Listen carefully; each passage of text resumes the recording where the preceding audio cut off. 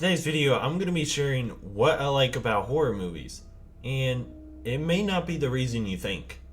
I've never really watched horror movies, and last year was really the first year I kind of started watching them, and this was the first real year I started watching horror movies.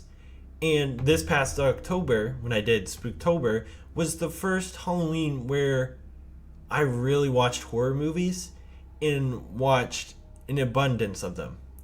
I've enjoyed horror movies, and probably not for the reason you think. I don't like them because they're scary, because they're not really scary. I like them because of how creative they are. The ideas and concepts of horror movies are so much more out there than other movies, which can make them quite intriguing. But that's not where the creativity stops. There is so much more creativity in the shots, in the panning that they use. In most movies, there are set rules and conditions that are followed with panning and zooming to not put the viewers at unease. But with horror movies, you don't have to have that issue, because you want to put them on edge. In most movies, they pan from left to right because it's natural for us, and that's how we read. We read from left to right. But in horror movies, they don't have to follow that. So they can pan right to left. Not to say that you'll never see a panning from right to left in other movies, but it's more common in horror movies. But it's not just panning, it's the angles and the shots too. In horror movies, you'll have a lot more personal shots than other movies. You'll have over the shoulder, trailing, close-ups, and POVs. You almost never see POV in other movies. They use personal shots to make it personalized, to make it that way, to make it scarier. An example of a trailing from a new film that came out just this summer is Weapons. In Weapons, when Justine is going to the convenience store and going through the aisles, the camera is trailing through her as she's going through the aisles of the convenience store. It's not a scary moment in the movie, but it sets the mood to make her personable by trailing her. An example of a close-up is from Psycho with the shower scene. And this is one of the most iconic scenes ever. And it uses a close-up. When he pulls back the curtain, you get a close-up of her face as she's screaming to make it personable, to make it scarier. And close-ups used to be used a lot more than they do now, especially in some of the 70s and 80s films I can think of with slashers. And the way that they were done there was kind of cheesy, so I can see why they've kind of gone away. But when done right, a close-up adds a lot and is very good to the film and storytelling. An example of POV is from the movie Halloween. We actually start the movie in the POV of Michael.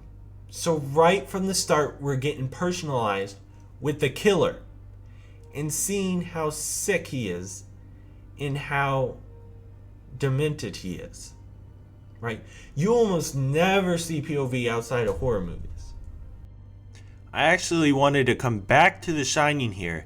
They actually use all three. We start off with a trailing shot as he's going through the hallways. And now we get a close-up to see his emotion. And we're seeing a kind of an over-the-shoulder shot just to see what he's saying. And we go back to another close-up shot hence his heavy breathing. We see his emotion. Back to an over shoulder to see what he sees. And then we actually go into a POV shot to see what Danny is seeing. We keep here with the POV, and we go to another close-up to see his reaction. So not only did we trail him, get a close-up, and over shoulder to see what he sees, then we got a POV, and then back to a close-up to see his reaction. One of the weak points of horror movies is character depth. The characters in horror movies quite often lack depth and development throughout the film. This is the problem for me because one of my favorite things in films is characters, in well-written characters, and character development and character depth.